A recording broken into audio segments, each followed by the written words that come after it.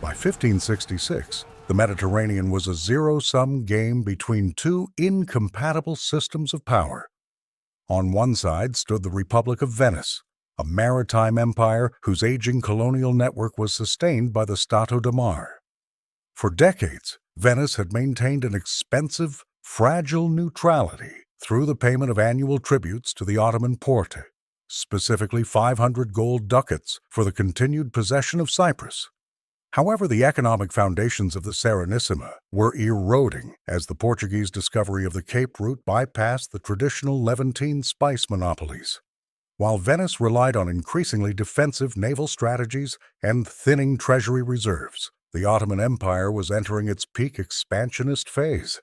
Under the reign of Suleiman the Magnificent and his successor Selim II, the Ottomans had transformed the imperial arsenal at Galata into a high-output industrial hub capable of producing hundreds of galleys in a single season. Cyprus represented the final Venetian enclave in the eastern basin, a strategic geostrategic anomaly that sat directly on the Ottoman supply lines between Istanbul, Alexandria, and the newly conquered Levant. The island was not merely a territorial objective. It was a fiscal powerhouse producing vast quantities of high-value sugar, cotton, and salt. For the Sultan's court, the presence of a Latin Catholic administration so close to the heart of the empire was a security liability that compromised Ottoman naval sovereignty. This was no longer a question of if the invasion would happen, but who would provide the liquid capital and logistical intelligence to trigger the final collapse of Venetian dominance. Joseph Nasi, born João Micas into a prominent Marano family in Portugal, utilized his transition from European fugitive to Ottoman courtier to fundamentally alter the geopolitical priorities of the High Port. His actions will later on shape all aspects of the invasion. After fleeing the Iberian Peninsula and navigating the commercial corridors of Antwerp and Venice, Nasi arrived in Istanbul in 1554, immediately re-establishing himself as a pivotal conduit for transcontinental intelligence. His leverage was built upon the immense liquidity of the House of Mendes, a capital base that the Ottoman administration increasingly relied upon to bypass the rigid credit markets of Christian Europe. By securing a close personal alliance with the future Selim II, Nasi transcended the traditional role of a court financier, becoming a formal diplomatic advisor with the rank of mutaferica. In 1566, he was granted the Duchy of Naxos and the 12 islands of the Cyclades, an unprecedented feudal appointment for a Jewish refugee that effectively positioned him as a sovereign vassal of the Sultan. Nasi's ambition was not merely social, it was strategic. He recognized that the occupation of Cyprus was the only mechanism to secure a permanent, defensible Mediterranean base that could simultaneously cripple Venetian maritime hegemony and provide a sanctuary for the Sephardic diaspora. To catalyze the invasion, Nasi exploited the Sultan's fiscal vulnerabilities, on promising that the island's sugary and wine revenues would pay for the fleet's construction several times over. By presenting the conquest as a self-financing military venture, Nasi provided the decisive political impetus required to overcome the cautious reservations of the Grand Vizier, Mehmed Pasha Sokolovich. The structural impetus for Jewish participation in the Ottoman expansion was rooted in the institutionalized persecution defined by the Alhambra Decree of 1492 and the subsequent activities of the Tribunal of the Holy Office of the Inquisition. This systematic displacement transformed a settled Iberian elite into a mobile, commercially fluid diaspora with a profound existential grudge against the Habsburg-Venetian axis. The confiscation of Jewish assets in Spain and Portugal did not merely destroy wealth, but it reoriented the remaining capital toward the only state capable of challenging Catholic naval power, the Ottoman Empire. For the Sephardic financiers, the trauma of 1492 was a fiscal and psychological driver that made the destruction of Venetian maritime interests a matter of both profit and retributive justice.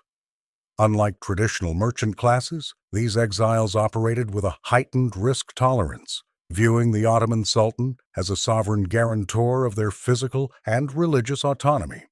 By the mid-16th century, the diaspora had established a state within a state across the Mediterranean, utilizing their mastery of European insurance markets and maritime law to undermine the trade monopolies of their persecutors. This community provided the Sultan with more than just gold. They offered a network of agents whose loyalty was cemented by the shared experience of inquisitorial violence. Consequently, the financing of the Cyprus invasion was viewed by the Sephardic elite as a strategic counteroffensive against the geopolitical heart of Latin Christendom, turning their status as refugees into a weapon of economic warfare. The House of Mendes functioned as a decentralized trans-European financial architecture that leveraged the spice trade to move massive quantities of bullion beyond the reach of state confiscation. At the core of this machinery was a sophisticated intelligence-sharing network managed by Dona Gracia Mendes, which utilized a private courier system that outperformed the official diplomatic channels of the Holy Roman Empire. The syndicate's primary operational advantage was its mastery of the bill of exchange, a credit instrument that allowed for the transfer of value without the physical, high-risk transport of gold through hostile Catholic territories. To bypass the embargoes placed on Ottoman-linked capital, the Mendes network utilized the neutral ports of the Low Countries and the Italian city-states as clearinghouses, laundering imperial funds through legitimate trade in wool and pepper. When physical gold movement was unavoidable, the syndicate employed clandestine routes through the Alps and the Adriatic, often concealing specie within bulk shipments of commercial textiles. By the 1560s, the center of gravity for this network had shifted to the Galata district of Istanbul, where it integrated directly into the Ottoman fiscal system as a source of high-interest emergency loans for the Sultan's treasury. This syndicate provided the high port with a unique capacity for deficit spending, allowing the Ottoman state to finance the construction of its Mediterranean fleet, while the physical assets of its rivals remained tied up in illiquid, land-based feudal obligations. The Mendes-Nasi syndicate was the indispensable financial engine that converted the Sultan's territorial ambitions into a viable, funded naval reality. The invasion of Cyprus was fundamentally a high-stakes repossession of capital, necessitated by Venice's history of fiscal opportunism and the arbitrary seizure of Jewish assets. In the decades preceding 1566, the Venetian Senate had frequently resorted to forced loans, prestiti, and the targeted confiscation of property belonging to the Levantine Jews to settle the Republic's chronic naval deficits. This institutionalized theft created a definitive financial motive for Joseph Nasi and the Mendes-Nasi syndicate, who viewed the Venetian administration not merely as a commercial rival, but as a defaulting debtor. The legal status of Jewish property in Venice was perpetually conditional, leaving the community vulnerable to the condotta system, which taxed Jewish presence as a luxury rather than a right. By 1560, the House of Mendes had massive outstanding claims against the Venetian state, capital that was effectively held hostage within the Rialto's jurisdiction. But Nasi utilized his diplomatic standing at the Ottoman port to frame the conquest of Cyprus as a mechanism for the restitution of these stolen fortunes. The island's sugar refineries and salt pans were viewed as liquid collateral that could be seized to settle the aggregate debt Venice owed to the Sephardic banking families. Consequently, the financing of the Ottoman fleet was an act of aggressive debt recovery, transforming the geopolitical map to ensure that the wealth extracted from the diaspora was forcibly returned through the annexation of Venice's most productive colonial asset. This was a war of fiscal retribution, where the ledger dictated the path of the cannon. The pivot toward the Cyprus invasion was executed through the informal power structures surrounding the Sultan's private circle, known as the harem and the inner court, where Joseph Nasi held unprecedented access. Unlike the Grand Vizier, Mehmed Pasha Sokolovich, who prioritized a land-based strategy against the Habsburgs in Hungary, Nasi recognized that Selim II's personal proclivities and desire for a distinct sovereign legacy could be leveraged to reorient Ottoman military focus toward the sea. Nasi's relationship with the Sultan was consolidated during Selim's princely residence in Kütahya, where Nasi's ability to provide high-end European commodities and financial liquidity established a bond of personal dependency. Central to this persuasion was the exploitation of the Sultan's appreciation for the viticulture of Cyprus, specifically the high-sugar Commandaria wines, which Nasi presented as both a personal luxury and a strategic asset that should be exempt from infidel taxation. By 1568, Nasi had successfully framed the conquest not as a religious crusade, but as a private enterprise for the Sultan's house, promising that he would be crowned King of Cyprus as a vassal. This maneuver allowed the pro-war faction to circumvent the Divan's official deliberative process, effectively making the invasion a matter of imperial prerogative. Nasi's influence was cemented through his role as the Sultan's Jewish favorite, a position that allowed him to neutralize diplomatic interference from Venice's resident bailo. By providing a constant stream of filtered intelligence and fiscal incentives, Nasi ensured that the wine-loving Sultan viewed the annexation of Cyprus as a low-risk, high-reward venture, essential to his individual prestige and the solvency of the private royal purse. Control over Cyprus provided the Ottoman Jewish coalition with a near-total monopoly on Commandaria, the most high-value luxury commodity in the early modern Mediterranean trade. This specific vintage, a fortified high-sugar wine produced in the Grande Commanderie region near Limassol, commanded a premium price in the courts of Northern Europe and Russia that far exceeded the returns of standard agricultural exports. For the Jewish merchant elite, the annexation of Cyprus was an exercise in vertical integration. By securing the source of production, they could eliminate the Venetian middlemen who had historically controlled the bottling, export duties, and maritime insurance of the trade. The island's viticulture was uniquely profitable because Commandaria was resistant to spoilage during long-distance maritime transport, and making it an ideal liquid asset for transcontinental exchange. Beyond the wine itself, the fiscal prize included the jus assis and jus potus taxes, traditional Venetian levies on the consumption and export of alcohol that Nasi intended to redirect toward the Mendes banking house. The economic architecture of the island was further bolstered by the presence of massive state-owned salt pans at Larnaca and sugar refineries at Episcopi, which functioned as industrial-scale revenue generators. By seizing these assets, the Ottoman port gained the ability to manipulate the pricing of Mediterranean salt, a vital preservative for military rations. The wine island was not merely a territorial conquest, and it was a diversified industrial complex whose controlled output provided the high-margin profits necessary to amortize the Sultan's immense naval investments.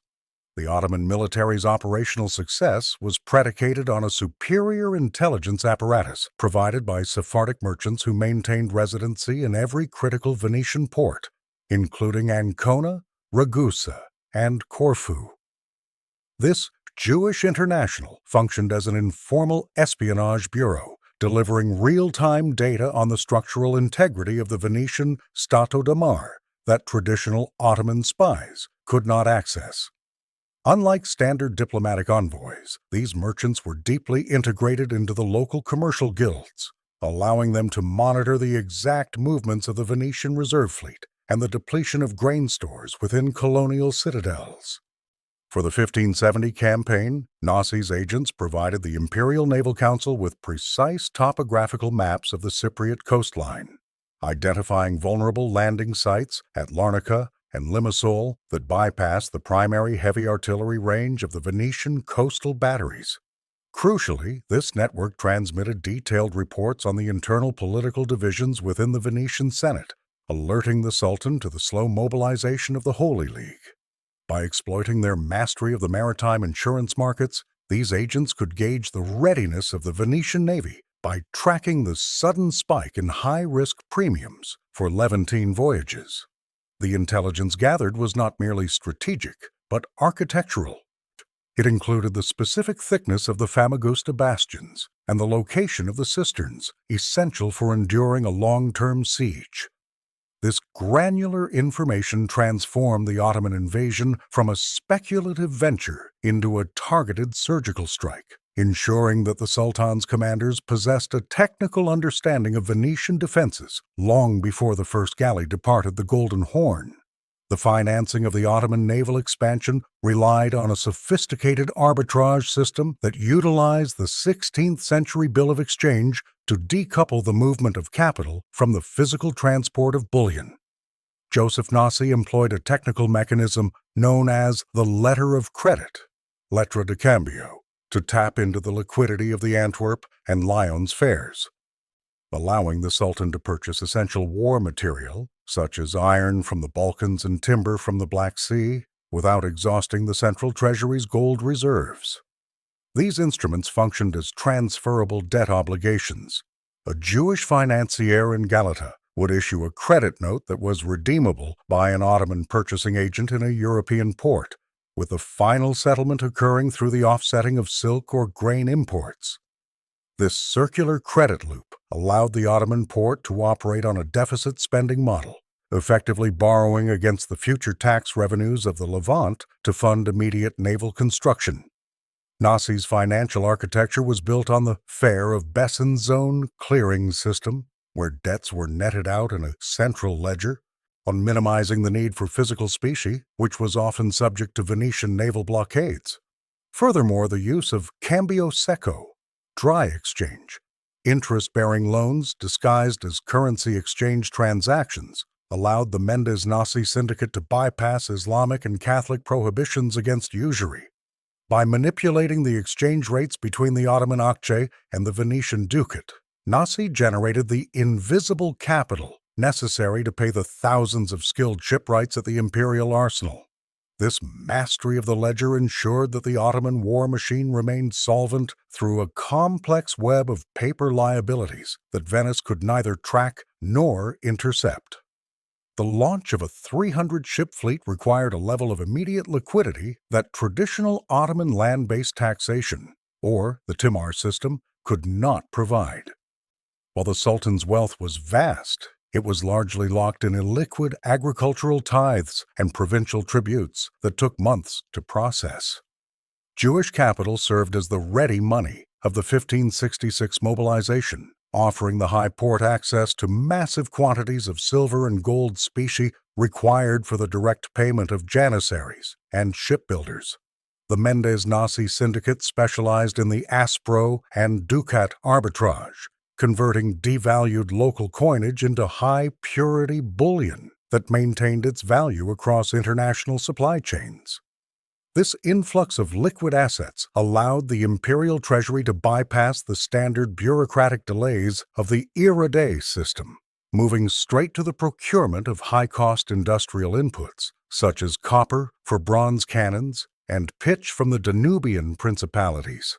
Furthermore, Jewish financiers leveraged their holdings in the Mediterranean silver mines to provide a steady stream of hard currency, insulating the Ottoman war effort from the inflationary pressures that plagued the Venetian economy. By acting as a private central bank for the Sultan, the syndicate ensured that the Ottoman state could sustain a continuous cash burn rate of several thousand ducats per day during the peak of naval construction. This weaponization of specie transformed Jewish commercial reserves into a strategic reserve, providing the raw financial power necessary to outpace the combined maritime resources of the Catholic Mediterranean. The formal mobilization for the Cyprus campaign was triggered in early 1570 by the issuance of a fetwa by the Ebusud Effendi, the Sheikh-ul-Islam, which provided the necessary legal and religious justification for violating the existing peace treaty with Venice. This administrative pivot marked the end of Joseph Nasi's clandestine financial lobbying and the beginning of a massive industrial mobilization centered at the imperial arsenal in Galata. Under the direct supervision of the Capudan Pasha, Mirzanzadeh Ali, the Ottoman state activated a command economy fueled by the liquid reserves previously secured from Sephardic banking syndicates. The decree mandated the immediate construction of 150 new galleys and 10 mavnas, massive, heavy artillery transport ships, within a 6-month window.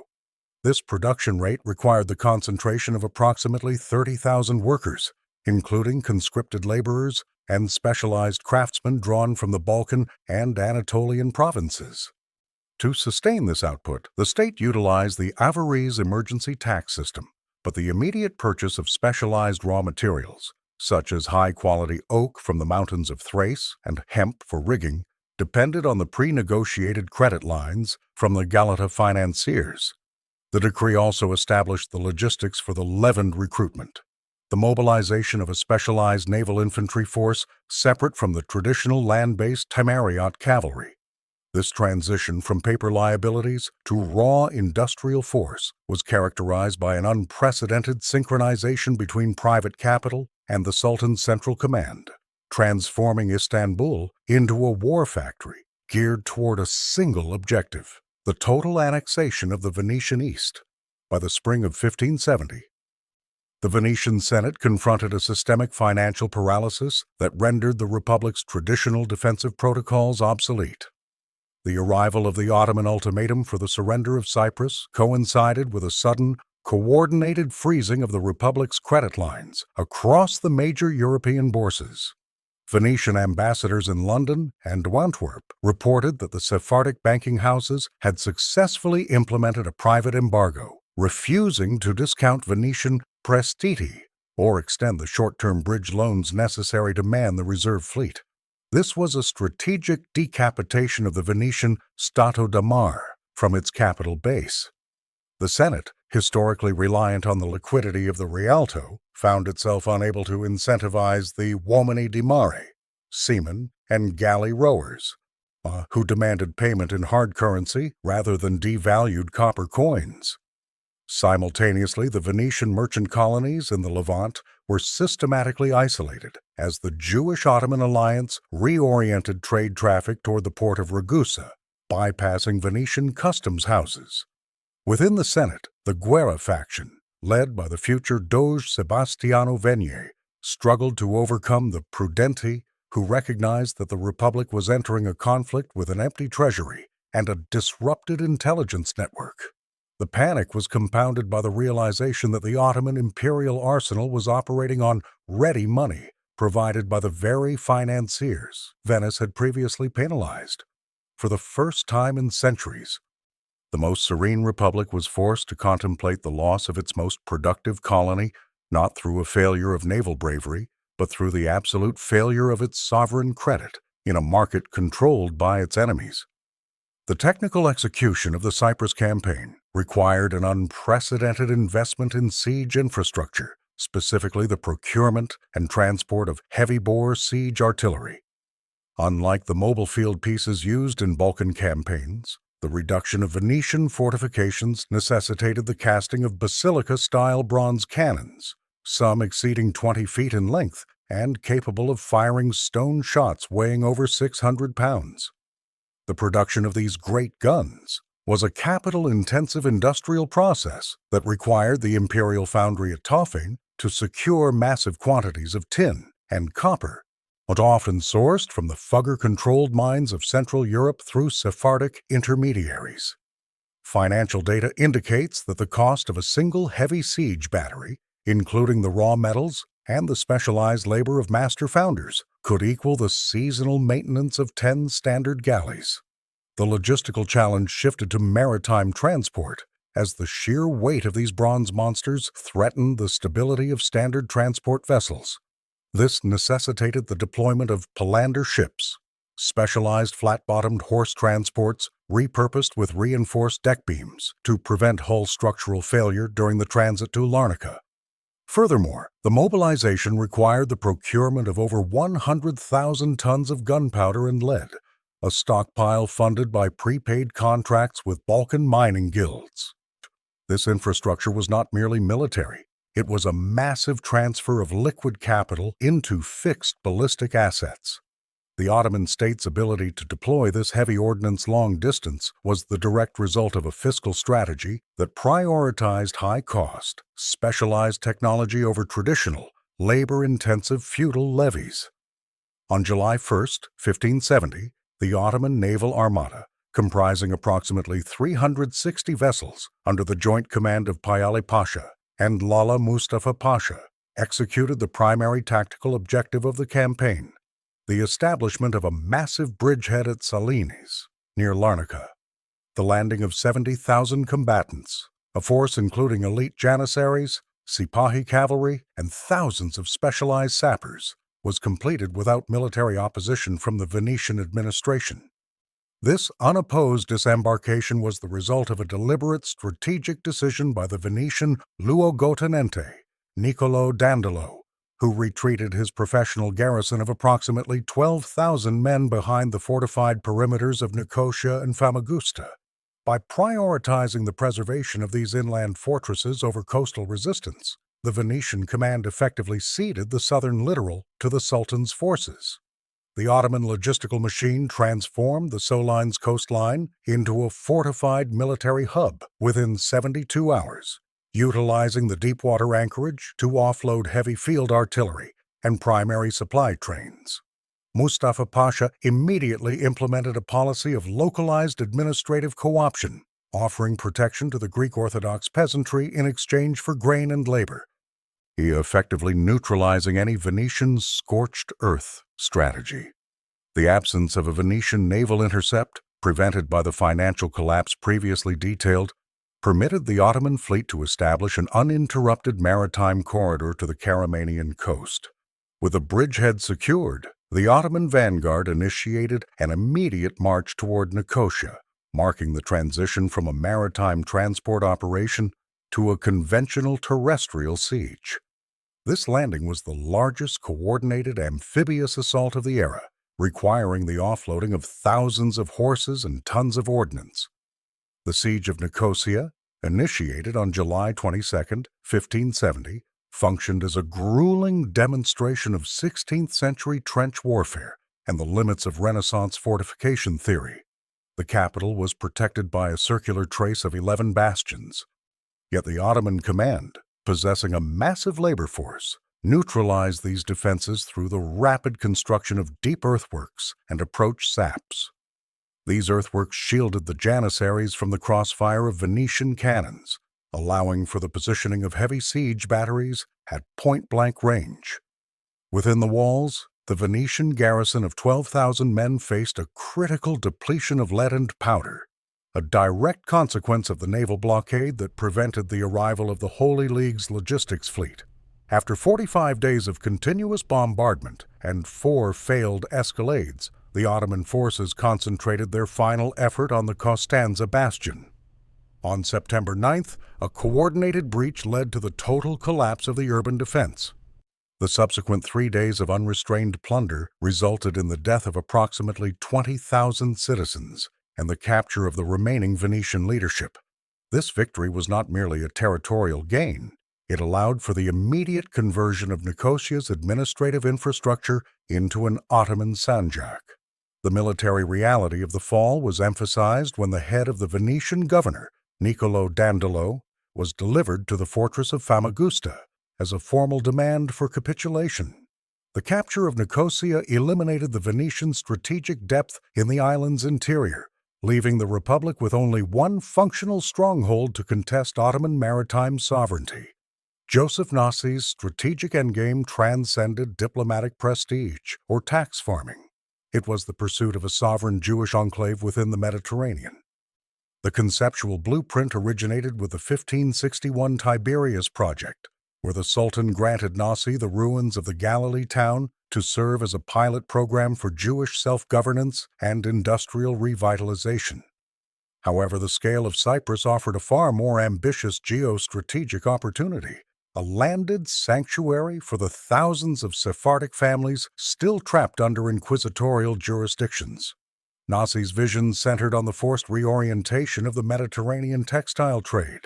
He planned to transplant the specialized silk and wool manufacturing hubs from Venice directly to the Levant, staffing them with Jewish refugees to create an economically self-sufficient state. By 1570, ships were already being dispatched to Ancona and the Italian ports to relocate persecuted communities to Nasi's burgeoning territories. This was not merely a humanitarian gesture, but a calculated effort to transform a stateless, liquid asset-holding diaspora into a territorial power with fixed defensive bastions. While Ottoman officials prioritized the island as a naval base, Nasi's private correspondence and investments suggest a secret ambition to establish a sovereign kingdom of the Jews under the Sultan's suzerainty. This aspiration made the fall of Cyprus a unique historical inflection point, the first major attempt in over 15 centuries to convert Jewish financial influence into national sovereignty. The hardware of Ottoman conquest was, for Nasi, the vehicle for a geopolitical rebirth that would have permanently altered the demographic and economic maps of Europe and Asia. The Ottoman state utilized the iltizam system to securitize the Cyprus invasion, effectively turning the military campaign into a high-yield financial product for the Galata banking elite. Under this fiscal arrangement, the imperial treasury bypassed the structural delays of traditional provincial tax collection by selling the future revenue rights over Cypriot agricultural yields, specifically carob, cotton, and grain, to private financiers in exchange for immediate lump-sum cash payments. These pre-sales provided the massive liquid infusions required to sustain the imperial arsenal's relentless production schedule during the critical mobilization window of 1569. For the Mendes Nasi syndicate, iltizam offered a legally sanctioned method to extract profits that functioned as de facto interest, circumventing the religious prohibitions of both Ottoman and European legal codes. By purchasing the tax farm of the island's most fertile districts before a single soldier landed, the financiers transformed the military risk of the invasion into a quantifiable and transferable asset class. The state benefited from a guaranteed, upfront cash flow for its naval infantry, while the multazims, or tax farmers, gained the administrative right to deploy their own collection agents, ensuring that the recovery of their capital was prioritized over local provincial needs. This privatization of war finance enabled the Ottoman Porte to scale its operations beyond its immediate fiscal capacity, leveraging the projected wealth of Cyprus to fund the very ships intended for its capture. The system effectively tied the survival of the Ottoman naval infantry to the success of Sephardic collectors, by making the invasion a joint stock venture between the Sultan's central command and the private capital of the Jewish diaspora. Following the rapid reduction of Nicosia's interior defenses, the Ottoman High Command shifted the totality of its ballistic resources toward Famagusta, the final deep-water bastion of Venetian maritime power in the Levant. This port city was geographically designated as the Key to the East, functioning as the primary commercial and military terminal connecting Venice to the markets of Syria and Egypt.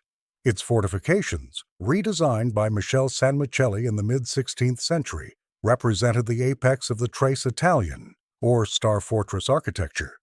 Unlike the aging medieval walls of other Mediterranean outposts, Famagusta featured low profile, massive bastions and sloped curtains specifically engineered to deflect the horizontal trajectory of Ottoman bronze siege cannons.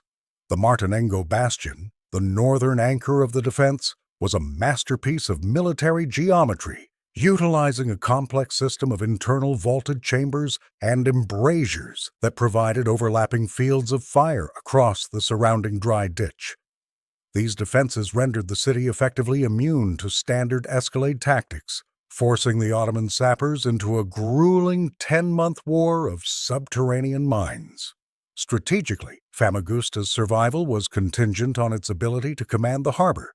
Its sea gate was shielded by the Othello Tower, a fortified citadel that protected the Republic's last functional supply line. The reduction of such an integrated fortress was a logistical impossibility without the continuous fiscal support of the Galata financiers.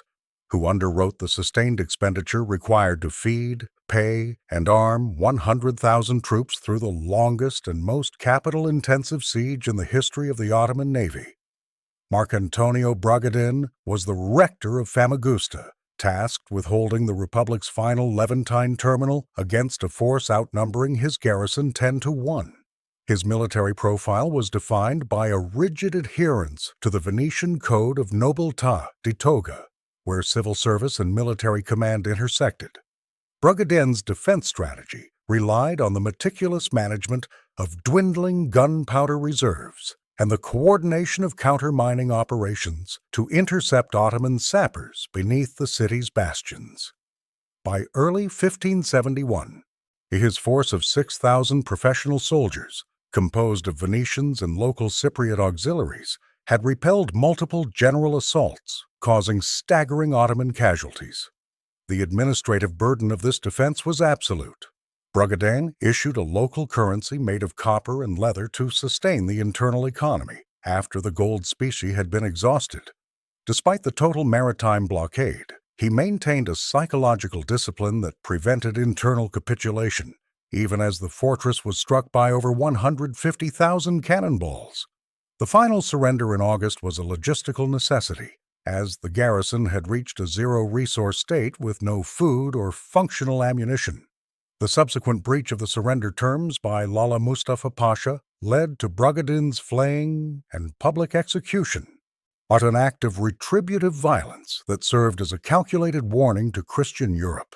His 11-month resistance was a strategic success for Venice, as it absorbed the Sultan's naval momentum and provided the critical time window necessary for the Holy League to assemble the fleet that would eventually contest Lepanto. This defiance transformed a localized siege into a continental symbol of resistance. The siege of Famagusta evolved into a fiscal endurance test that Venice was structurally incapable of winning because its maritime treasury had been effectively decoupled from its colonial revenue streams. While Marcantonio Bragadin's garrison attempted to stabilize a collapsing internal economy using a de facto leather currency, the Ottoman encampment was sustained by a relentless logistical flow facilitated by Sephardic merchant bankers across the Levant. This financial machinery addressed the most volatile element of 16th-century warfare, the Janissary pay cycle. Imperial infantry and naval conscripts required standardized silver payments at strict 45-day intervals. Failure to provide this liquidity typically triggered immediate military mutiny. The Nasi syndicate utilized their dominance over the grain markets of the Anatolian interior and the salt monopolies of Egypt to ensure that the Ottoman siege force, which had swelled to over 100,000 personnel, remained provisioned and disciplined through the winter of 1570. Conversely, inside the walls, the market price for basic sustenance experienced a 500% hyperinflation as the Republic's supply lines from Crete were systematically severed. Venice's failure to launch a relief armada was not a lack of ships, but a lack of liquid credit, as the Sephardic capital strike had successfully diverted European investment away from Venetian war bonds.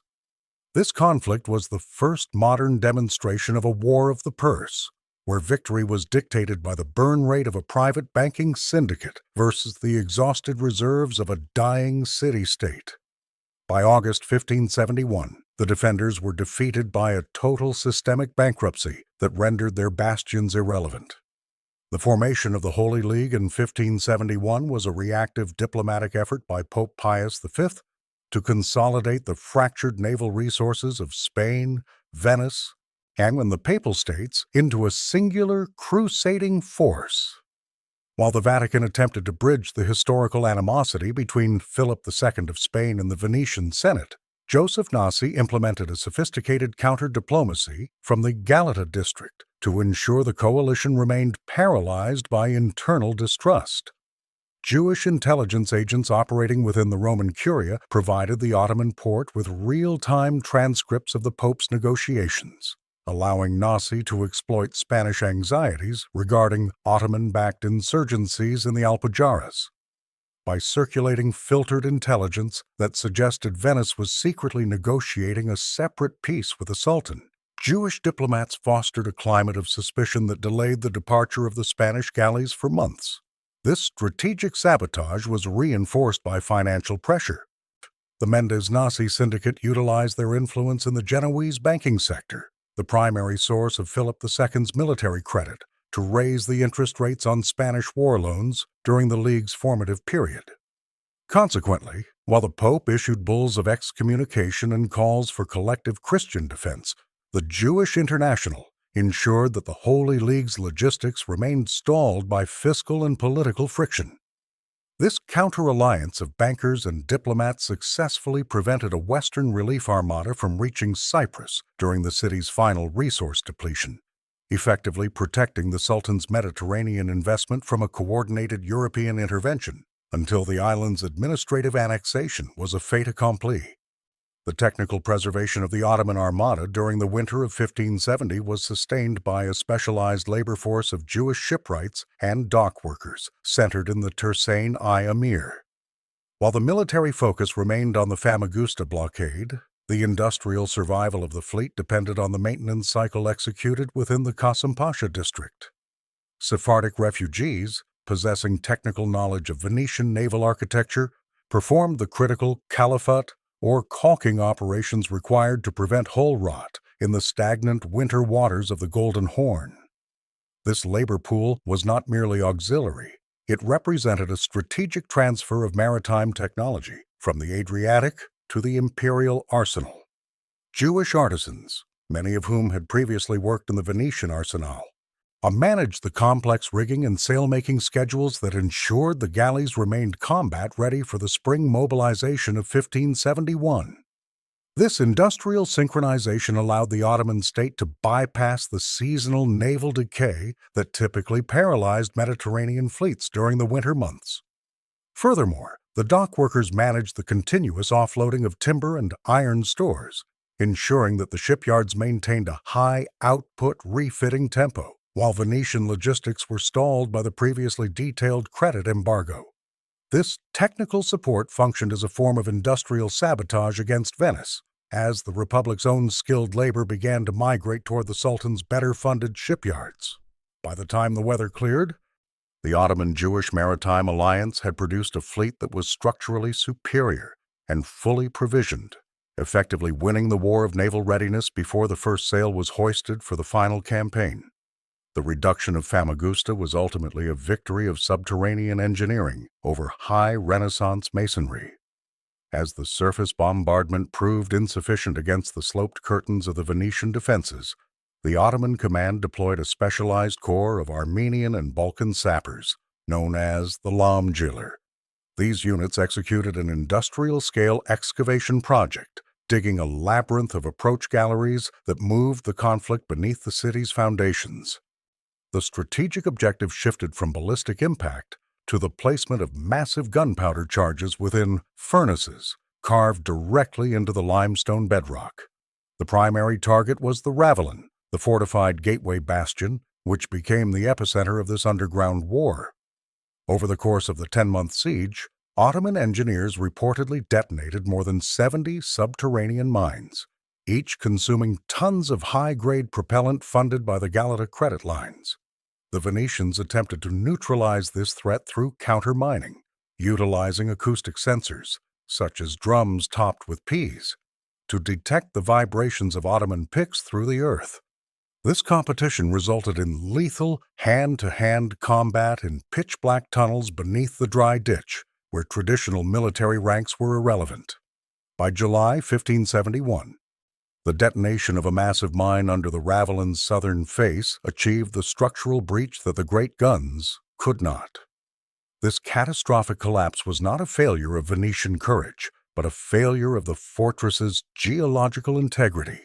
The underground war effectively transformed the city's star fortress geometry into a hollowed shell, proving that no wall remained impenetrable when subjected to the infinite labor and explosive resources of the Sultan's treasury. On August 1, 1571, the military campaign for Cyprus reached its terminal point, as the Venetian command at Famagusta initiated a formal surrender.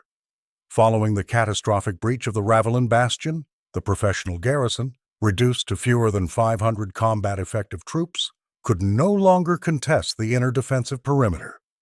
The final tactical phase was defined by high-intensity hand-to-hand combat in the rubble-choked approach saps, where the Ottoman Janissary Corps leveraged its numerical superiority to systematically liquidate the remaining Venetian outposts. This breakthrough was the direct result of a sustained 10-month bombardment that had expended over 150,000 iron and stone projectiles, a ballistic output sustained entirely by the Galata credit networks. The capitulation terms, initially negotiated between Marcantonio Bragadin and Lala Mustafa Pasha, signaled the total and permanent excision of the Venetian Republic from the eastern Mediterranean basin. This was the definitive collapse of the Stato de Mar in the Levant, as Ottoman forces transitioned from siege operations to the physical occupation of the city's administrative heart. The handover of the city keys marked more than a tactical victory. It was the formal termination of 3 centuries of Latin Catholic hegemony on the island. By the evening of August 1st, the Ottoman flag was hoisted over the Palazzo del Capitano, confirming that the geostrategic key to the east had been incorporated into the Sultan's centralized fiscal and military apparatus. The era of Venetian maritime dominance had been structurally dismantled by a coalition that successfully combined subterranean engineering with superior financial liquidity. The violation of the capitulation terms on August 5, 1571, represented a calculated shift from military engagement to psychological warfare. Lala Mustafa Pasha utilized the pretext of alleged Venetian breaches of conduct to justify the summary execution of the remaining professional officer corps. Marcantonio Bragadin, after suffering the public mutilation of his ears and nose, was subjected to a 2-week period of ritualized humiliation and physical labor as a common laborer.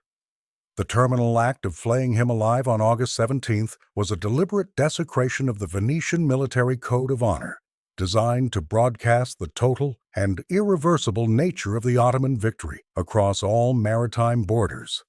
The skin of the rector, stuffed with straw and mounted on the yard arm of the Kaputan Pasha's flagship, served as a mobile ballistic threat to the rest of the Mediterranean coastal powers. This extreme violence effectively purged the island of its remaining Latin administrative elite, ensuring that no pro-Venetian insurgency or underground resistance could take root among the local populace.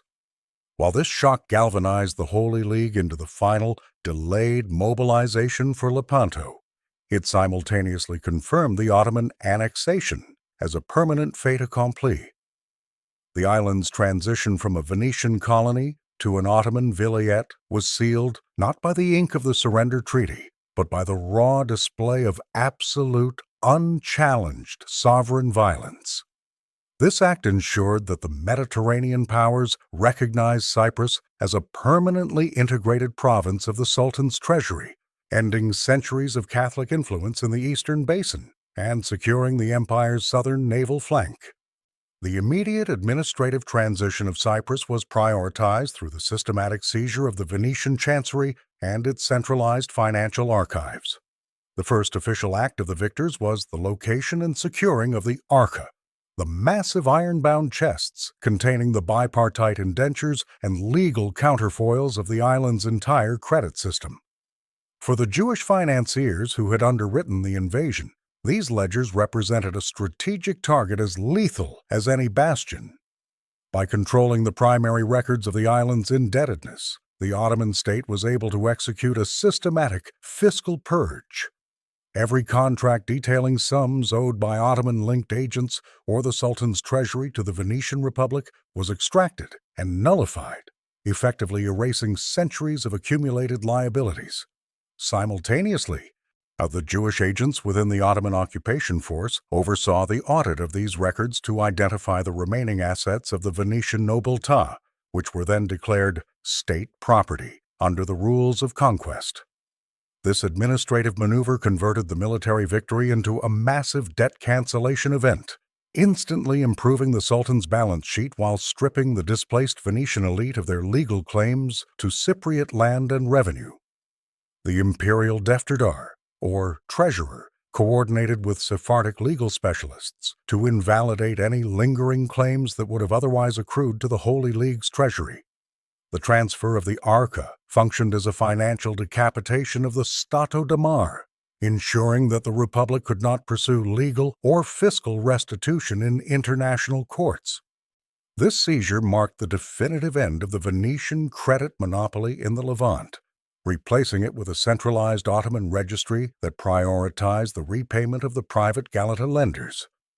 With the fall of Famagusta, Joseph Nasi's role shifted from the primary creditor of the Ottoman state to the formal beneficiary of its most lucrative Mediterranean conquest.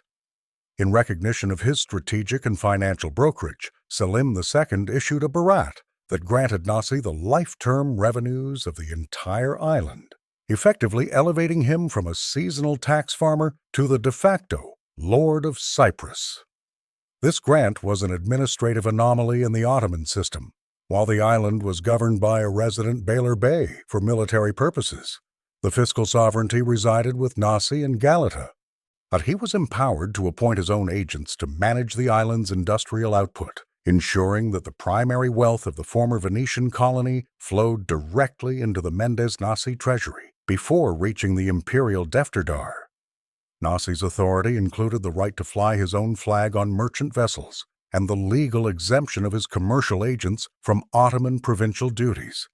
This sovereign status allowed him to dictate the global commandaria wine distribution, setting prices and export quotas that bypassed traditional Levantine guilds.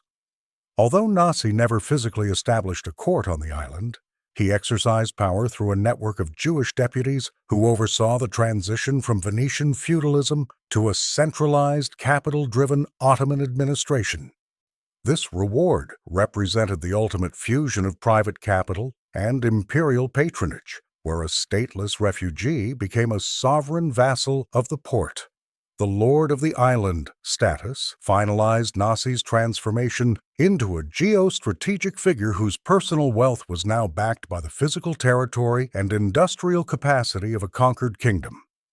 The post-conquest period was defined by the rapid Turkification of the Cypriot urban landscape, an architectural transition required to legitimize Ottoman sovereignty and dismantle the visual remnants of Latin Catholic rule. The most prominent symbolic shifts occurred within the ecclesiastical architecture of the primary urban centers.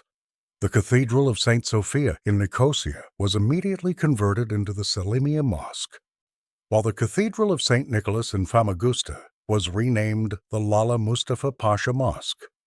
These Gothic structures, originally designed according to French and Venetian aesthetics, were physically modified to suit Islamic liturgical requirements. Minarets were grafted onto the medieval towers, and interior Christian iconographies, including frescoes, altars, and statuary, were systematically removed or whitewashed to comply with aniconic standards. This repurposing extended into the secular and political spheres. The Venetian Palazzo del Capitano and the Lusignan royal palaces were converted into administrative hubs for the newly established Ottoman sanjaks. These buildings functioned as the headquarters for the imperial defterdars and the Jewish deputies who managed the island's fiscal output. The transformation of the stone was not merely aesthetic, it was a reclassification of state assets. In the commercial districts, Venetian loggias and maritime warehouses were integrated into the Ottoman arasta and bazaar systems, facilitating the direct collection of the export duties previously negotiated by the Galata financiers. By altering the urban silhouette, the victors replaced the Latin maritime identity with a centralized Ottoman Levantine aesthetic, ensuring that the physical environment reflected the new economic reality of the island as a permanently integrated province of the Sultan. The consolidation of Ottoman Cyprus necessitated a systematic demographic shift executed through the Sürgün system, a state-mandated forced resettlement policy. In 1572, The imperial divan issued a series of firmans requiring the deportation of approximately 5,700 households from the Anatolian provinces of Karaman, Bozok, and Teke. This was not a random migration, but a targeted selection of 1 out of every 10 families, prioritized by their possession of agricultural tools, seed, and livestock. The primary objective was the prevention of land abandonment, termed viran, which would have compromised the island's tax yields following the flight of the Venetian landlord class. Settlers were granted moafiat, or temporary tax exemptions, including relief from the Avaries extraordinary levy for a period of 2 years to incentivize the cultivation of abandoned estates. This demographic engineering extended to the Jewish community, was Joseph Nasi coordinated the arrival of skilled weavers and drapers to revitalize the urban centers of Nicosia and Famagusta. The Surgun also functioned as a social purge, relocating landless or transient elements from the Anatolian interior to provide a loyalist garrison population. To ensure permanence, the state prohibited the return of these settlers to the mainland, under penalty of severe fines and property confiscation. This administrative mechanism transformed the island from a conquered military zone into a productive islet, ensuring that the sugar and cotton production chains remained operational without a labor deficit. By binding the peasantry to the soil through strict cadastral registration, the Ottoman administration stabilized the revenue streams required to maintain the southern naval flank.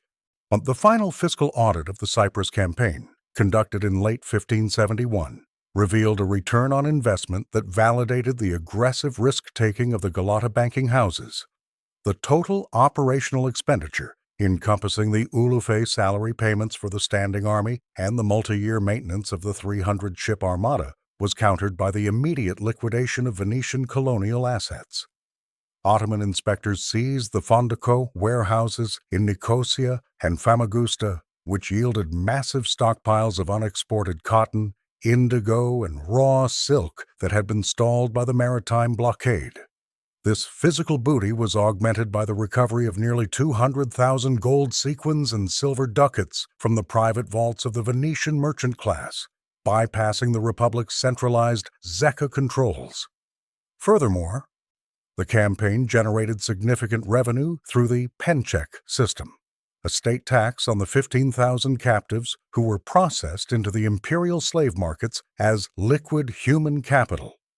The audit also factored in the mukata, or revenue-producing units, of the island's copper mines and the royal sugar estates at Lemba, which were revalued at a projected annual surplus of 120,000 ducats. For the Ottoman treasury, the immediate plunder effectively amortized the industrial costs of the imperial arsenal within a single fiscal year. For Joseph Nasi and his associates, the successful annexation represented the final conversion of Venetian illiquid debt into tangible, high-yield territory. This audit proved that the 16th century Ottoman war machine functioned as a self-liquidating enterprise. The extraction of mobile wealth from a dying commercial empire funded the next cycle of imperial expansion. The fall of Cyprus in 1571 triggered a permanent structural realignment of Mediterranean maritime commerce, effectively ending Venice's status as the primary entrepot for Eastern commodities. While the Portuguese Cape route had previously challenged the spice monopoly, the loss of the Cypriot logistics hub neutralized the Republic's ability to offer security of transit for the remaining overland spice traffic arriving via Damascus and Aleppo. This geo-strategic void was immediately filled by the Ottoman Sephardic commercial alliance, which redirected the flow of luxury goods, including Persian silk, Indian pepper, and rhubarb, away from the Venetian Rialto and toward the Ottoman-controlled ports of Ragusa and Salonika. By utilizing the Mustamin status, which granted foreign non-Muslim merchants safe conduct, the Ottoman administration incentivized non-Venetian European powers, such as the rising English and Dutch Levant companies, to bypass the Adriatic entirely. This reorientation was facilitated by Sephardic merchant consuls who provided the bilingual brokerage and maritime insurance required to integrate the Ottoman Levant into the emerging Atlantic economies. The shift was also industrial. The raw materials of Cyprus, particularly high-grade cotton and soda ash, were no longer exported to the Venetian lagoon for processing, but were instead consumed by the burgeoning state-regulated manufactories of the Anatolian interior. Consequently, the Venetian Muda system of state-protected galley convoys became economically unviable, as the Republic lost its preferred access to the Levant's customs houses. This transformation represented the final stage in the commercial marginalization of Venice, as the Mediterranean's economic center of gravity moved toward a centralized Ottoman Jewish axis that prioritized direct trade with Northern Europe and the Atlantic powers. The fall of Famagusta in August 1571 served as the terminal catalyst for the long-delayed Christian naval counteroffensive, as the news of the violated surrender terms reached the Holy League fleet at Messina. This coalition, under the supreme command of Don Juan of Austria, represented an unprecedented concentration of Western Mediterranean naval technology, including 206 galleys and 6 Venetian galleasses. These galleasses, massive floating fortresses armed with high-profile side batteries, were specifically designed to disrupt the traditional Ottoman galley charge by providing a continuous barrage of heavy ordnance before the lines closed. On October 7, 1571, the two armadas engaged in the Gulf of Patras, marking the first major clash of the galley era since the 1538 Battle of Preveza.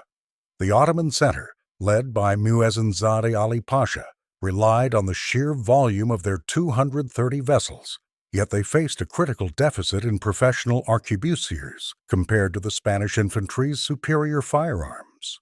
The resulting Christian victory saw the destruction or capture of 180 Ottoman hulls and the death of the Capodan Pasha, ending the myth of Ottoman naval invincibility that had persisted for over a century.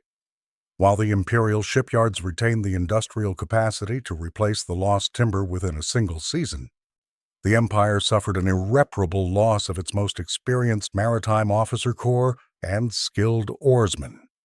Lepanto did not reverse the annexation of Cyprus, but it established a permanent tactical stalemate in the Mediterranean, preventing the further westward expansion of the Sultan's naval power and defining the nautical borders of the early modern era.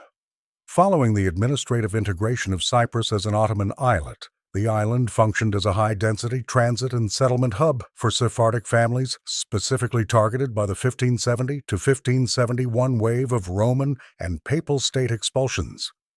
This demographic influx was facilitated by the Amen system, a formal grant of safety that allowed refugees from Ancona and Pesaro to bypass standard maritime immigration restrictions. In Nicosia and Famagusta, the establishment of organized kahila provided a social infrastructure that mirrored the Judeo-Spanish quarters of Istanbul. These settlers were categorized under the dhimmi legal framework, paying the jizya poll tax in exchange for internal judicial autonomy, which permitted the operation of independent rabbinic courts to resolve civil and commercial disputes. For a brief historical interval, the island's synagogues served as clearinghouses for the relocation of new Christians returning to the Jewish faith, providing a legal buffer against the maritime reach of the Holy Office. The concentration of this community was particularly dense in Famagusta, where Jewish merchants managed the transshipment of cotton under the direct protection of the Beyler Bey. This sanctuary was not merely residential but functional. It served as a laboratory for the Nasi system of colonial management, where specialized skills in dyeing and weaving were leveraged to rebuild the island's devastated economy. This demographic density supported a localized resurgence of Hebrew scholarship and liturgical poetry, creating a cultural bridge between the Italian bourses and the Eastern Levant. However, this window of relative sovereignty remained tethered to Joseph Nasi's political standing at the High Porte, creating a transient period of stability. By 1572, the administrative reality of Ottoman Cyprus was formalized through the total reorganization of the island's land holdings into a centralized Tahrir survey system. While the 1571 naval defeat at Lepanto provided a symbolic victory for Christendom, it failed to alter the terrestrial status quo. by early 1572, and the Venetian Senate was forced to negotiate from a position of total systemic weakness. This geopolitical surrender was codified in the 1573 Treaty of Constantinople, where the Republic agreed to pay a war indemnity of 300,000 ducats, nearly equal to its annual naval budget, to officially cede all claims to the island. For the financiers of Galata, this treaty acted as the legal closing of the books for the 1570 invasion venture. A specialized secondary economy emerged in the form of the Pidion Shivuyim, redemption of captives, a trans-Mediterranean capital movement funded by the Sephardic diaspora to ransom thousands of Venetian and Jewish survivors from the Ottoman slave markets. This process allowed the victors to liquidate human assets into immediate silver specie. Simultaneously, the Ottoman treasury stabilized the island's fiscal base by converting former Venetian noble estates into has, imperial, and ziamet, large military fiefs, ensuring a permanent military presence. The island's economy was re-indexed to the Akçe currency, and the previous Venetian customs duties were replaced by the centralized Ottoman Gümrük system. By late 1572, the Ottoman flag over Nicosia signaled the absolute fiscal solvency of the Sultan's southern maritime frontier and the finality of Venetian colonial expulsion. The annexation of Cyprus represents the definitive historical pivot where the professionalization of war finance superseded the traditional chivalric norms of the Mediterranean galley era. This conflict established a proto-mercantilist framework, proving that the synchronization of private Sephardic capital with the Ottoman state's centralized command could dismantle an established maritime empire. The legacy of this deal was the institutionalization of the military-industrial complex, where the Sultan's ballistic capability was entirely dependent on the liquidity provided by the Galata bourses. Unlike the episodic crusades of previous centuries, the Cyprus campaign was a calculated investment with a measurable rate of return, sustained by the systematic exploitation of the bill of exchange and the iltizam tax farming model. This fiscal architecture ensured that the Ottoman occupation remained structurally sound for over 3 centuries, surviving the tactical catastrophe of Lepanto. While Joseph Nasi's personal political influence waned following the death of Selim II in 1574 and the subsequent rise of Murad III, the commercial pathways he pioneered between the Levant and northern Europe remained the dominant trade arteries of the early modern period. The legacy of the deal confirms that the 16th century Mediterranean was not conquered by the sword alone, but by a sophisticated audit of Venetian vulnerabilities. By the time the final indemnity was paid, the geopolitical center of gravity had moved from the aristocratic courts of Europe to the counting houses of Istanbul, signaling the rise of a new era where sovereign credit and maritime intelligence became the primary engines of imperial survival.